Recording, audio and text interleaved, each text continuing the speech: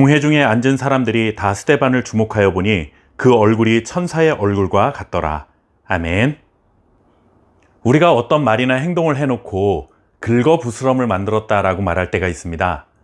그냥 내버려 두었다면 괜찮을 것을 괜스레 건드려 오히려 더 큰 화를 자초할 때 사용하는 표현이죠. 사도행전 말씀을 차례대로 묵상하다 보니 긁어부스럼 만들었다라는 말이 떠올랐습니다.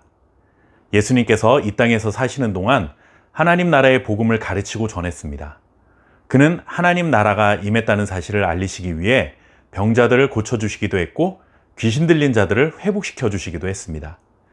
그런데 갈릴리라는 지역에서 초라한 목수의 아들로 태어난 그를 하나님의 아들이며 그리고 자신들이 기다려온 메시아라는 사실을 인정하기 어려웠던 당시 종교 지도자들은 눈에 가시 같은 존재였던 예수님을 결국 십자가에 못 박아 죽이고 말았습니다.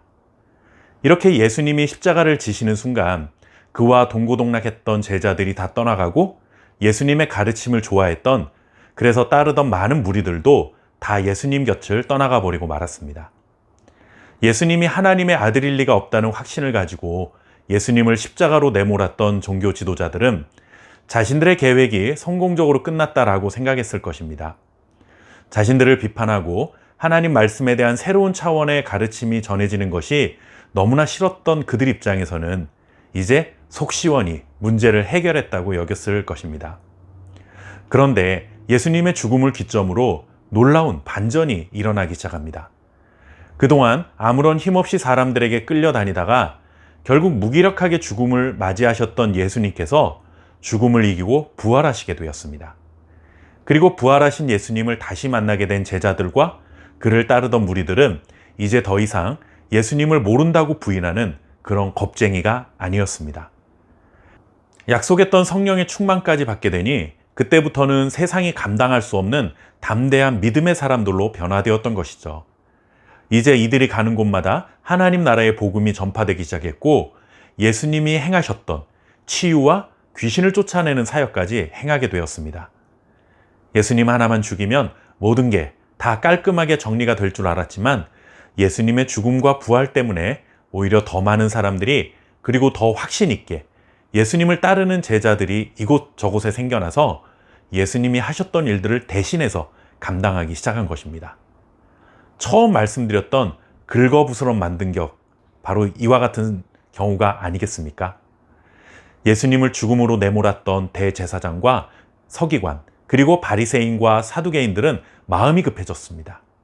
사람들을 선동하던 예수님은 죽었는데 그 뒤로 여기저기에서 예수님을 꼭 빼닮은 자들이 감당하기 어려울 만큼 빠른 속도로 생겨나기 시작했기 때문입니다. 조급해진 그들은 또다시 핍박을 가하고 자신들의 힘으로 그들을 억누르려 했지만 아무리 핍박을 가해도 아무런 효과는 없었습니다. 오히려 그렇게 핍박을 받는 자들은 자신들이 예수님과 닮은 삶을 살아갈 수 있었다는 것 때문에 오히려 기뻐하기까지 했습니다. 그 중에 스데반도 한 명이었습니다.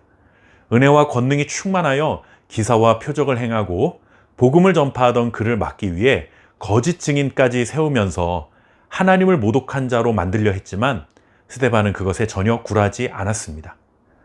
오히려 그의 얼굴은 천사의 얼굴과 같았다라고 전할 만큼 성령으로 충만했고 그런 고난 속에서도 기쁨이 가득했습니다. 그리스도인들의 삶에 찾아오는 참된 평안과 기쁨은 세상적인 편안함과 세상의 풍요로움 때문에 찾아오는 것이 아닙니다.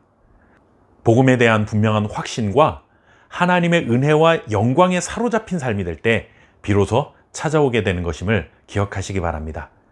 오늘 하루도 하나님의 영광이 빛나는 천사 같은 얼굴로 살아가며 하나님의 살아계심을 나타내는 저와 여러분 될 수 있기를 바랍니다. 감사합니다.